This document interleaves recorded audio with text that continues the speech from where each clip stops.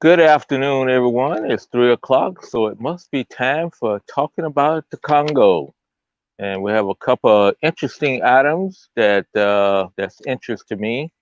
And I hope I don't bore you today because, as you may or may not know, I spent my life as a accountant and auditor, so I like numbers and everything. And so over the last day or so, I've been getting into some numbers. So this is Woody Collins again, and we're going to be talking about a couple of things that interest about the Congo. The first is about the COVID virus, COVID-19, and then we're also going to be talking about the U.S. Embassy has adjusted their travel advisory for Congo. And so let's get started. We'll start out with the numbers here. And I got a sheet of paper with all my numbers on it. I've been thinking about this.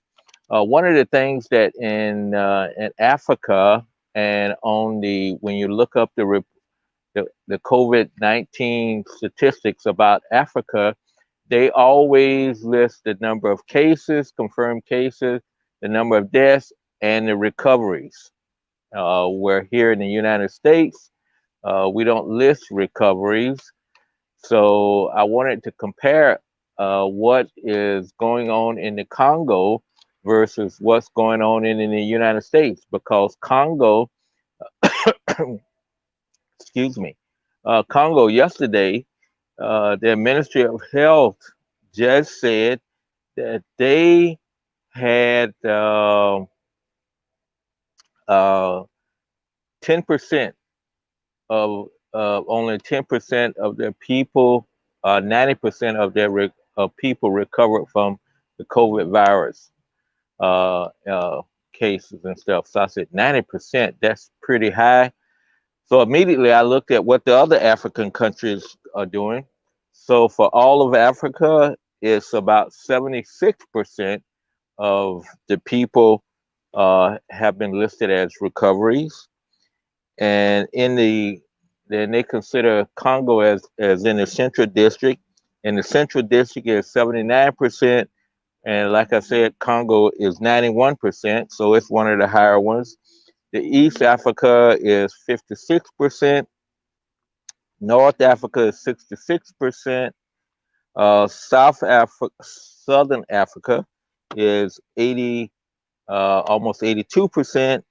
And then with South Africa, that's another country, probably the hotspot in the Congo. I mean, in Africa, is 83% of the people recover, and in the Western uh, Africa is 80%. So as you see, Congo has one of the higher rates in the within Africa of recovery, and you have to take it what it is. But how does that compare to the United States? Let me turn on the comments here so I can see if there's anybody making any comments. Okay, in Indiana here, my home state, it's 96.6%, and as I said, we don't report the recovery rate. So what I took is the number of cases minus how many people who had died from it. And I came up with the rest of the folks, I guess, recovering, haven't died. So we got about 96%, almost 97%. And also we report in Indiana on our long-term care facilities. And our long-term care facilities is only a 73% recovery rate. Other hotspots in the United States is Florida, 98% recovery rate, California, 98%, Texas, 98%, and New York has a 92% recovery rate. And that's calculated based on the number of deaths uh, when you subtract out the number of deaths that they've had, and we're just making the broad assumption that everybody else has recovered. So, as you see, Congo is, when you compare it to Africa, supposedly that they're doing good. They're probably one of the highest countries in Africa. I didn't calculate all the ones for all the countries in Africa, since there's about 55 countries. I didn't want to I wasn't that enthusiastic about it, but based on the overall rates, I think they are probably the highest at 91%. So you can take that information, that data, and interpret it whichever way you want to do it.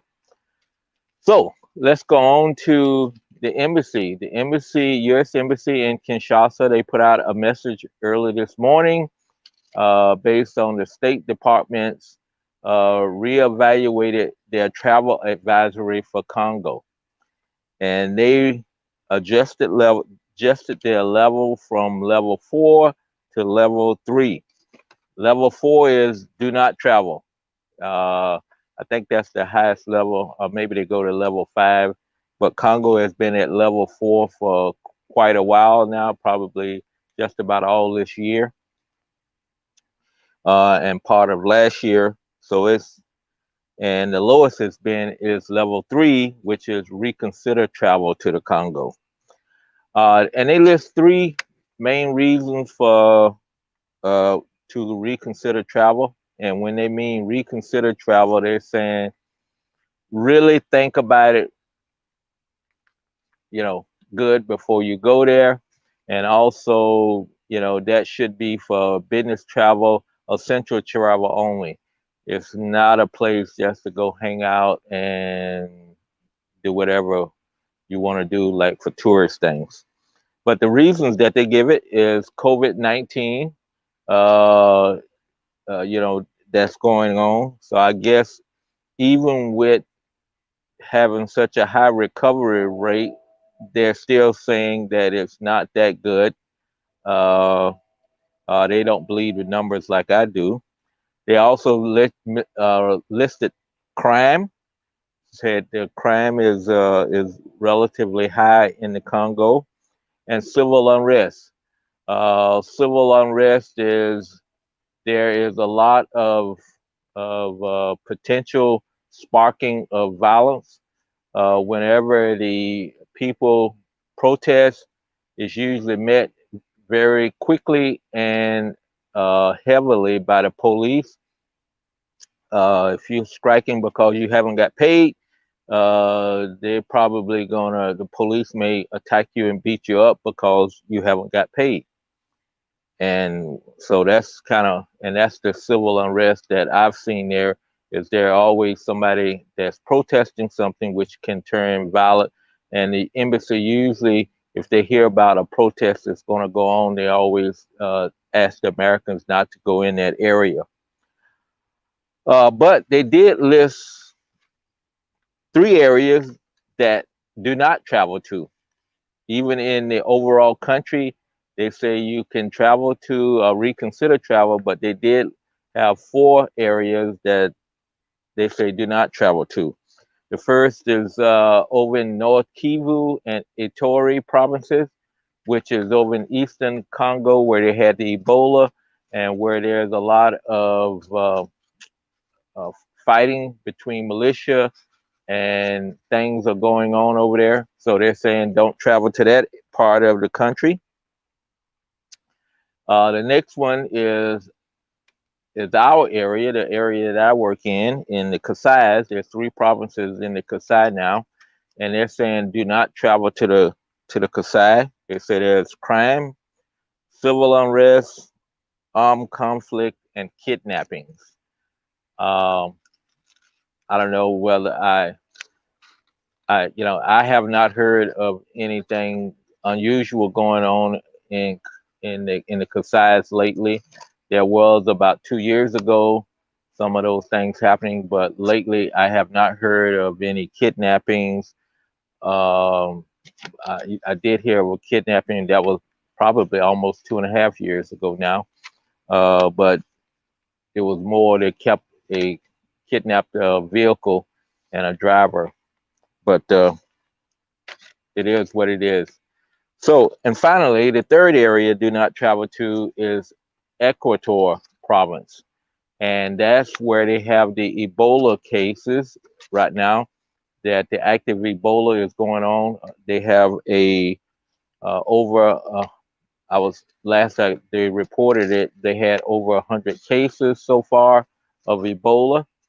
And just to give you the perspective, as I mentioned before, Ebola is very much more deadlier than anything else that we've seen. As I was just said, uh, a 90% recovery rate and a 98% recovery rate in the United States from the COVID virus.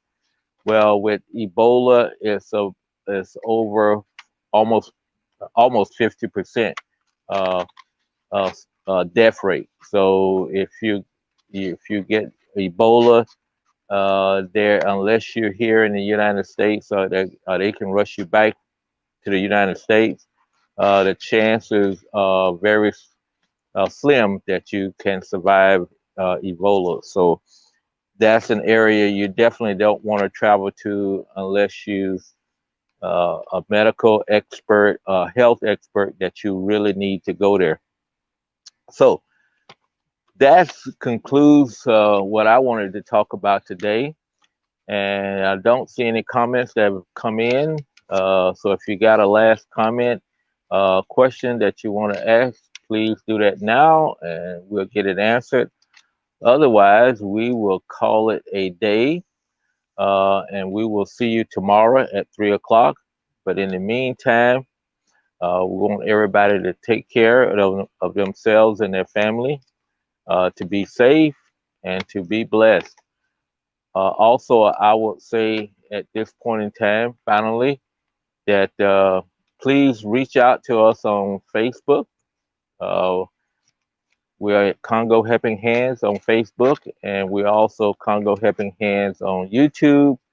And also, you can reach me on my personal pages on either on Facebook or Congo Helping Hands with your questions, comments, whatever you have to go with it. So, thank you again, and we will see you tomorrow at 3 o'clock.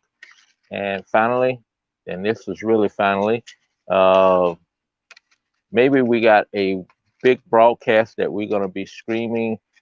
Some of the work that we're doing over in the Congo, it will be streamed on Saturday morning. It looks like it'll be approximately at probably at about 8 o'clock U.S. time, somewhere in that neighborhood, or maybe even up to 10. But I have a Pacific time that I'll put out pretty soon, so that if you want to see live pictures from the Congo or what's going on, and also you can be able to ask questions, because I'll be in contact with the people at that time. So that was the final note, and thank you again for tuning in, and we will talk to you tomorrow at 3 o'clock.